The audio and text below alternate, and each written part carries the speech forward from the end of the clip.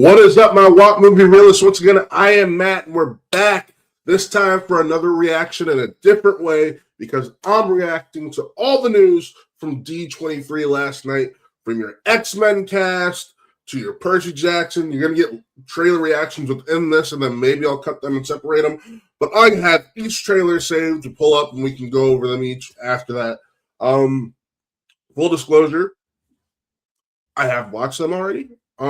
I watched them at 2 a.m. this morning when I woke up in the middle of the night, and I'm like, all right, well, I'm going back to sleep now. So I barely remember anything from them. But yeah, so I have watched them, but this is a semi-genuine reaction, I guess you could say. So we're going to go over that. We're going to go over the X-Men casting, just a little bit of Starfighter. They didn't really give us much outside of the character's name, and then we're gonna watch Ahsoka season 2's trailer and talk about that a bit. But yeah, I'm excited. So without further ado, let's get things started. So the first thing we're gonna talk about is Percy Jackson season 2 or season 3, because that dropped its trailer. I'm glad we didn't have to wait as long for season 3 as we did season 1, because this was easily one of my favorite series, and it probably is one of my favorite series on Disney Plus, and it was one of my favorite book series growing up. So without further ado, let's get things going. Last week I had a dream. Oh. By the way, they're easily doing the best book in the series this season, which is Titans. I saw the Olympians. Oh, Courtney B. Vance. And the Titans. There we go. Something bad is coming.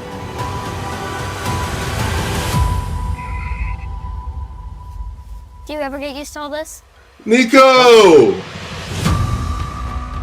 Love has the power to start wars, and it has the power to end them. If we're going to survive a war with the Titans, it will be because of love. I think you may be getting ahead of yourself. Really? Aphrodite. Oh, wow. This is where my seaweed brain gets heartbroken thinking about this Dead All book. You didn't want her. You wanted me. Really? We don't know where she is. The gods They've don't know where she really is. upped the quality of stuff. Holy I'm gonna need you to help me. Hey. You cannot stop what's coming.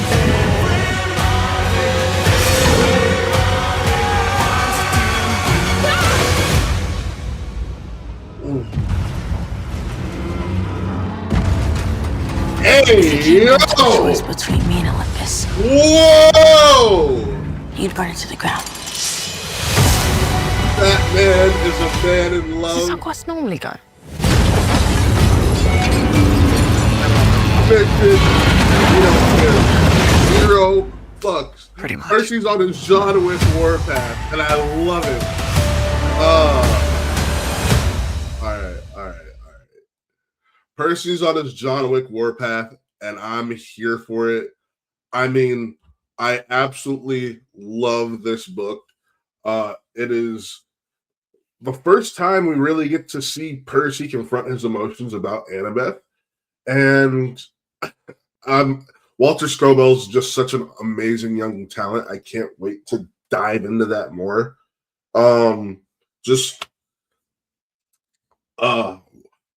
So much more than they gave us Comic-Con. I'm glad they waited to D23, but man, that trailer would have gone platinum at Comic-Con. This show is growing, and more people are starting to watch it. Or I should say, well, the numbers have gone down. It's seemingly the show is very much in the consciousness of people. And with the rumors that Disney is going to be scaling back on their original programming for for Disney Plus, I hope this one gets its season 4 renewal. That way we can see just give it a season 4 and season 5 renewal offer, because that way we can see the conclusion. You can leave it there. You don't have to do the sequel books or anything, because the kids are clearly going to age out. But it would suck to only go one season past where the movies went, and you've outdone the movies at every single turn. But people, this is clearly in the consciousness of everyone in the world. I know when I go to Libby to borrow the audiobooks from my local library around the time that the new season comes out, they're always like back ordered 2-3 weeks. So clearly people listen to them, read them, and get in the mindset for them when the new seasons are coming out. So I'm personally really excited. But what do you guys think? Percy Jackson season 3? Let me know in the comments, because it's a lot. It's different, and I can't wait to see what this crew does with arguably the best book, because Walter Scobell has gone on record saying this is arguably the most what's the word? This is arguably the most, I want to say, true to the book that they've been in a season. And if that's the case, I'm very, very excited, because this, in my opinion at least, this series has been extremely true to what they've done in the books. And that's been one of the most awesome things to me, and why I keep going back, and why myself and my co-host on the Prophet Cast, Rue, will do a Percy Jackson little needle drop or like name drop whenever we do an episode of the Prophet Cast, because it just means more as a Percy Jackson fan. All right, it just means more. But yeah, I'm very happy, very excited, and I'm just blown away by what they're doing with this series. So yeah, those are my thoughts on Percy Jackson season 3.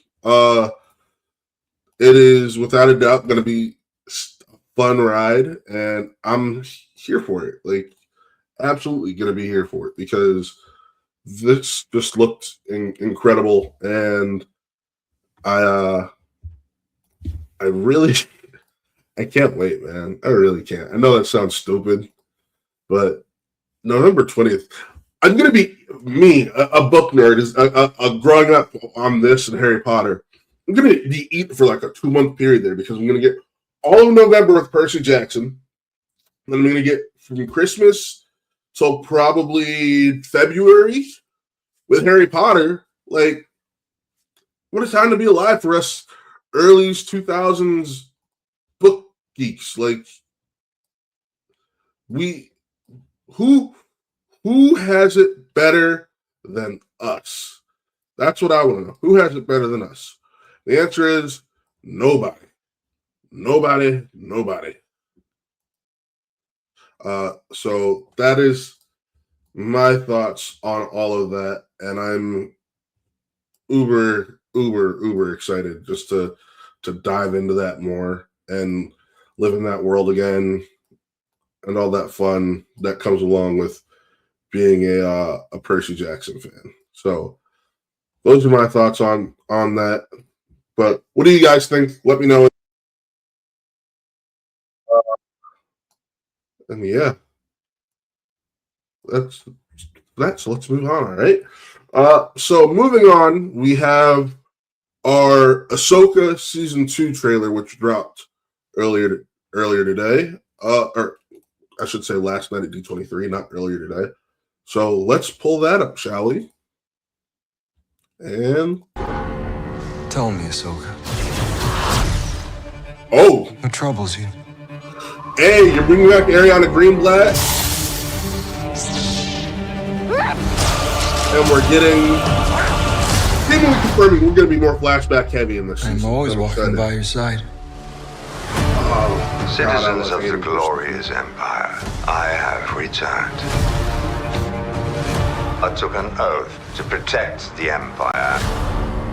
I therefore declare war on the Rebel Alliance.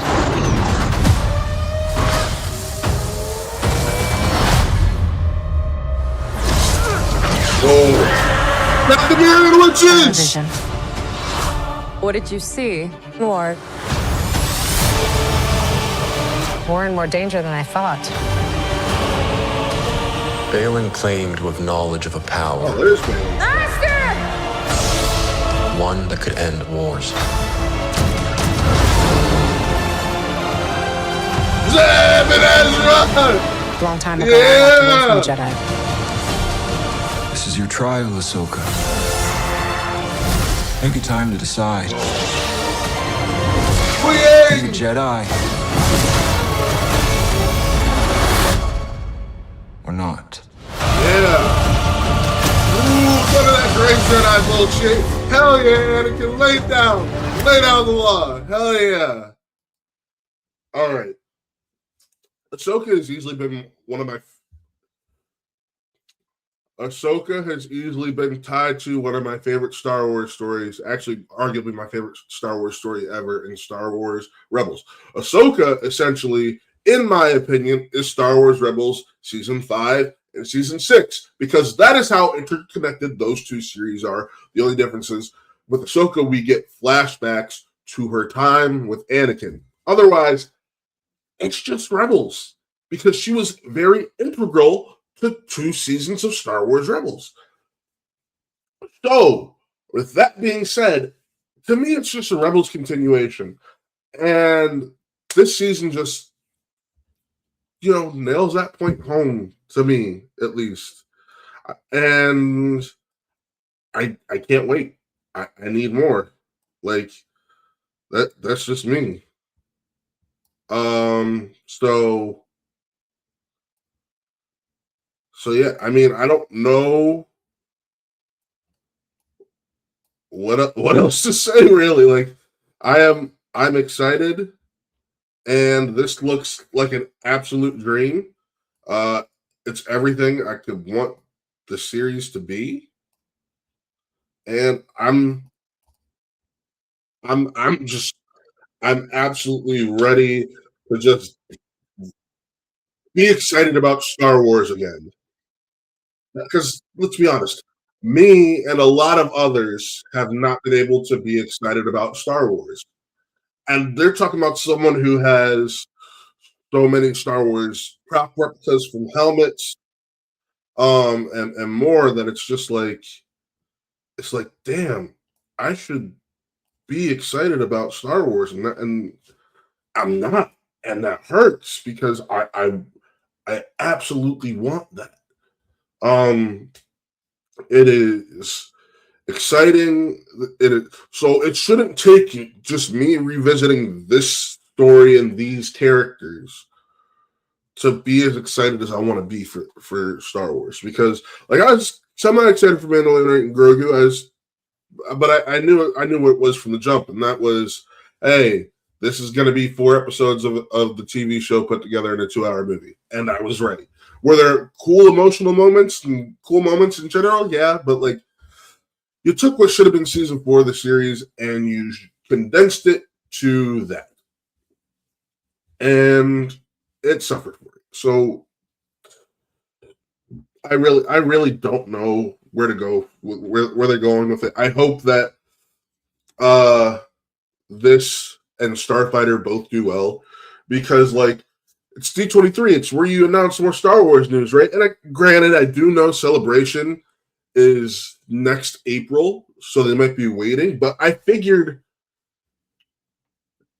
this would have been the time to announce that rumored Simon Kinberg trilogy, because at the end of the day, you could announce the Simon Kinberg trilogy, and then at Celebration, you would bring back, or you'd announce who you're bringing to the cast and so on and so forth, and you really dive into it. This makes me fear, because the only thing we're getting right now is this and Starfighter. This makes me fear for where we're heading with Star Wars. Are we going back to being on ice? Are we going back for a long delay?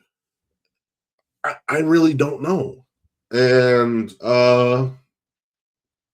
yeah, I would hate to see that again, because I waited from my 4th grade year until, what was it, 2015? Until,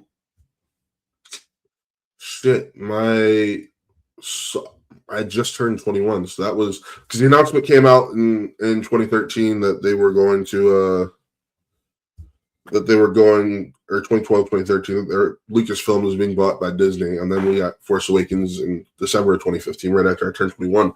So that would have been my junior, when I just turned 21, so my junior year of college. So yeah, I mean, it was a rough time because all we really had was rewatching those films. And, you know, people may not like what I'm about to say, but Disney buying Star Wars made Star Wars cool. It made Star Wars cool again. It gave it new life. It gave people something to experience with their young ones and their families again. And I miss that. So I don't know where it goes from here, but yeah, who knows? With that being said, though, let's move on.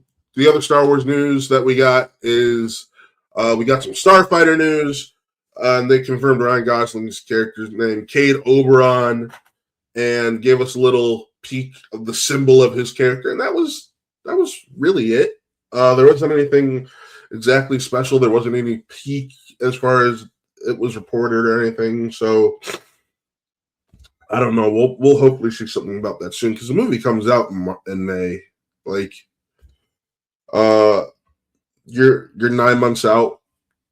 We'll probably start seeing the marketing machine kick up here around like December, which would make sense because what big movie does Marvel or does Disney and Marvel have coming out in December? Doomsday. So why not attach that first trailer to that? But I don't know. Moving on though, let's tackle Doomsday and then the other big Marvel news, and we'll get out of here for this video. And that is the Doomsday special look, which in my opinion should have been the actual teaser trailer. So let's pop this and get it started. And go. Victor was always the smartest guy in every room. He used to be different. No. He used to be kind, he used to be caring. Magneto, Gambit, And then Nomad. Guess who's going to be Nomad, not everything not he Cap. loved was taken from him. Yep. I knew he was lost, but I did not realize that he was broken.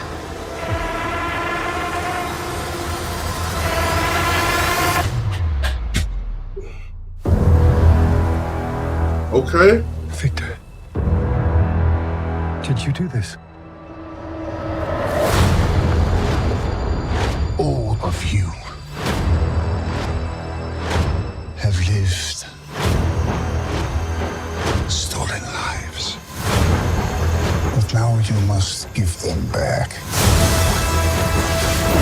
Answer me, Victor! Hey. Do this! Oh boy. I swear, you will beg for hell long before I grant it. I've missed this floor.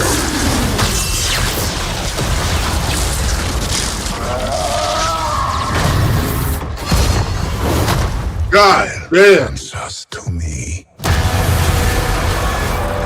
For I Oh. Doom. Oh.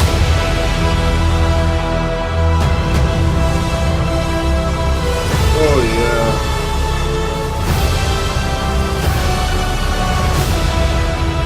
Stop with this Infinity Vision bullshit. It's all ass. It's all a lie.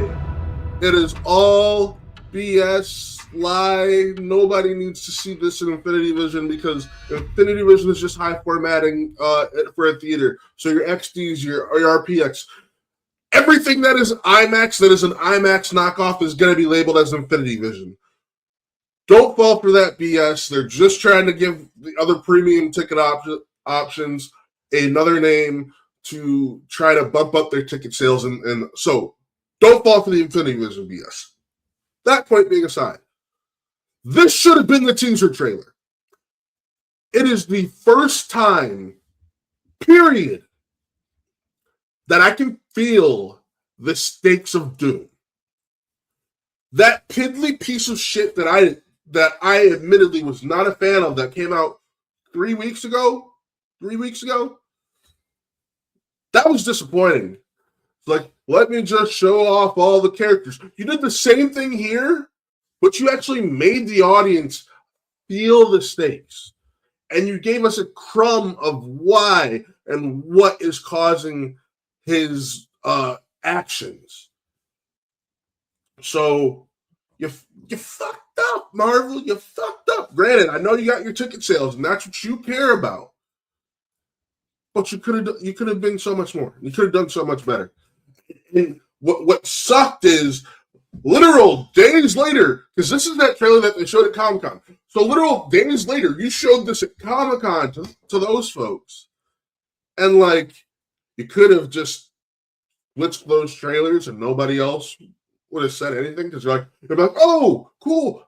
You just saved the shittier one for Comic-Con at that point. No one would have bet tonight, because it still would have been happy to be getting this Doomsday stuff.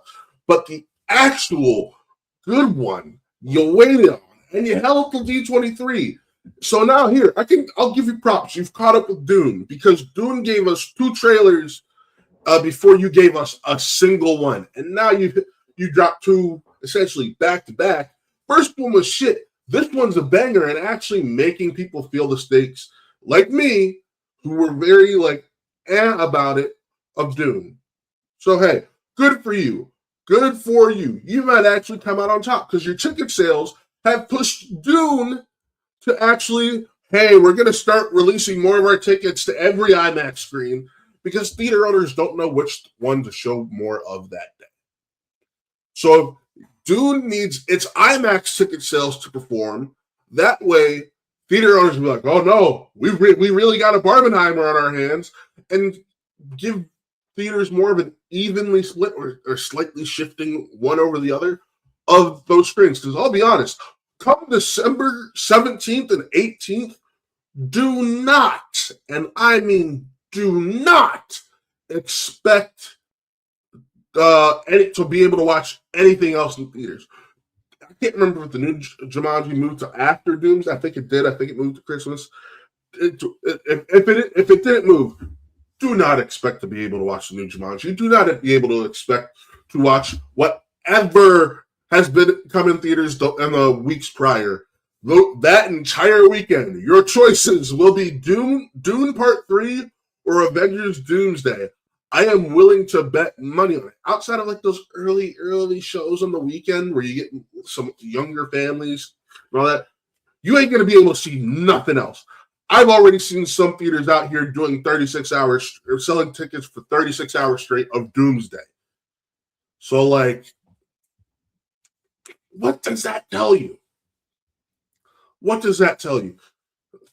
As much as I'm personally a Dune Part 3 guy right now, it's got the juice, especially coming off a Brand New Day, which is shattering box office records. It looks like it's going to take the all-time domestic total, going to crack $2 billion this weekend probably. So you can't just ignore the fact that, hey, if you give the people something to care about, they're going to show up. And Marvel, I know some people aren't the biggest Daredevil Born Again fans, but for the purposes of this, Marvel's on a little bit of a hot streak because Born Again has been generally well received. Brand New Day, hit. There's no word other than hit, massive hit. So like they're working their way back into the good graces. X-Men 97 season 2 depends on who you ask. I'll be honest. I didn't do a review of it. But yeah, it depends on who you ask. And speaking of X-Men, let's talk about... Oh, wait. Before we get that, you can't ignore the goodwill Marvel bought with their San Diego Comic-Con announcements where they announced Ghost Rider and Black Panther 3 with a new T'Challa. So Marvel is on a hot streak right now, and you got to give them their grace. So you factor all those in the next announcement, and you can see why there's excitement for Doomsday. So without further ado, let's play the next announcement where they announced the cast, or part of the cast, for their new X-Men film. We meet some more of the cast. Please welcome Cyclops, Kit Connor. As Professor Charles Xavier, Christopher Abbott, playing Emma Frost, Samara Weaving. As Rogue, Indy Neveretti. As Storm, Maya Boyd. There was also someone else who wanted to be here.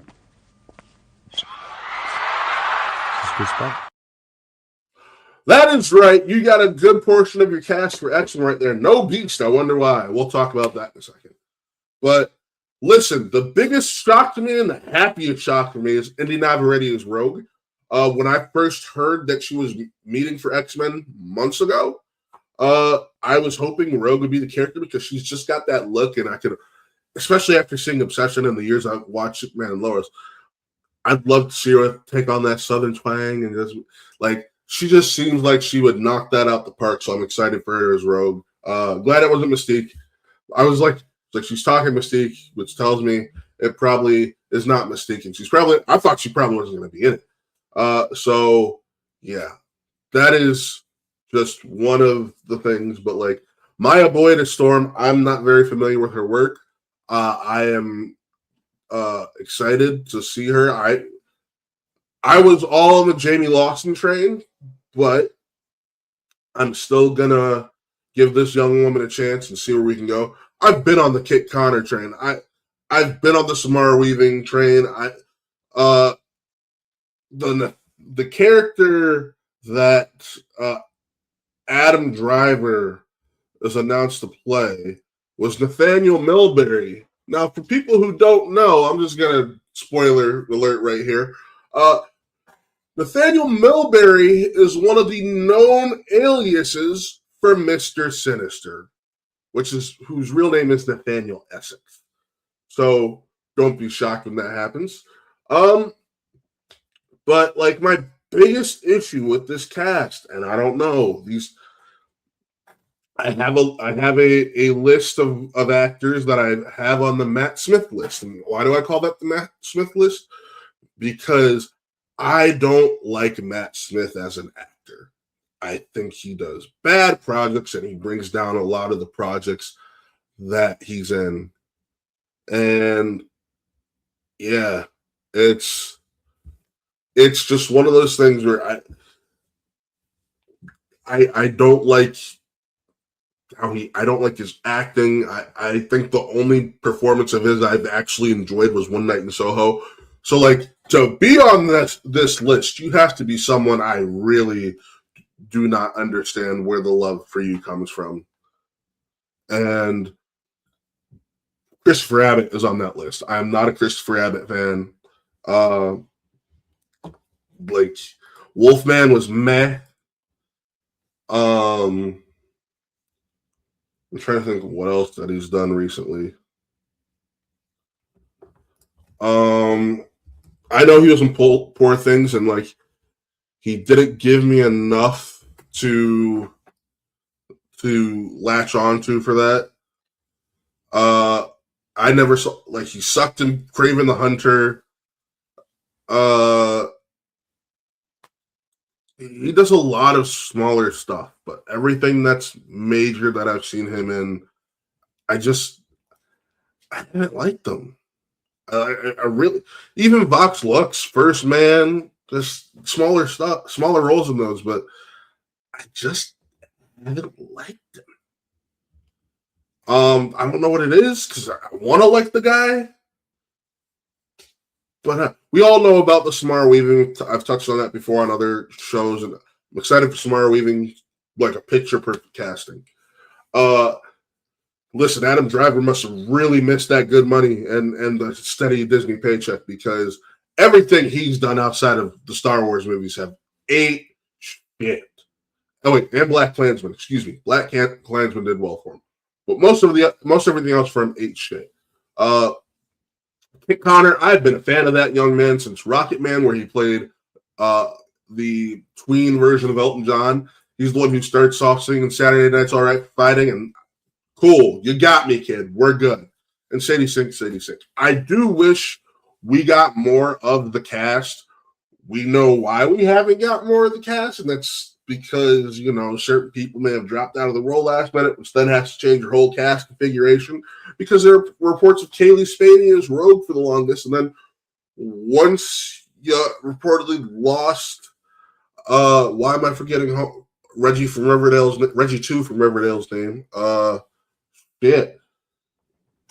Once you lost Reggie 2 from Riverdale, you kind of threw everything out of whack, and you got to change things around. And what configuration do you like, and what deals get locked down before D23, and so on and so forth. And yeah, so I don't know. It's going to be interesting, but with that, yeah, I think we just about covered anything. So if there's anything you think I didn't cover, let me know in the comments. Let me know your thoughts on everything we've gotten from D23.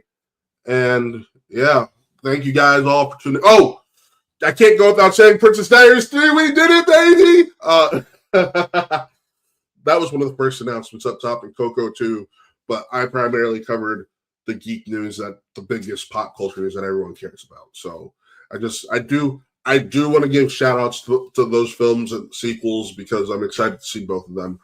But remember to check out everything going on over here at Watt Reel Entertainment. We did an episode of the Daily Profit Cast just the other day with myself and co-host Amr Moses, covering the Gilderoy Lockhart news. Check out our sister channel, Watt Reel Gaming, and all of the fun things we do over here. Check me out hosting the A Bigger Bite podcast on Bite Size Breakdown, and just doing everything I can, producing Blurs in the Hood, all that fun stuff. But with that, signing off, I am Matt. This was another Real Reaction, and we will see you next time. Peace.